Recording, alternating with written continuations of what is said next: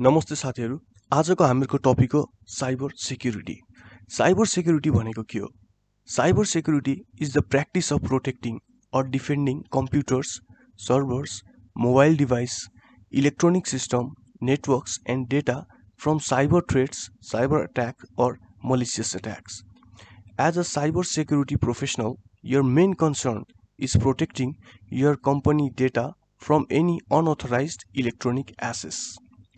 अब cyber security वा cyber सुरक्षा भनेको कम्प्युटर, सर्भर, मोबाइल उपकरण, इलेक्ट्रोनिक प्रणाली, नेटवर्क र डेटालाई साइबर खतरा, साइबर आक्रमण वा मलिसियस आक्रमणबाट जोगाउने वा रक्षा गर्ने अभ्यास हो।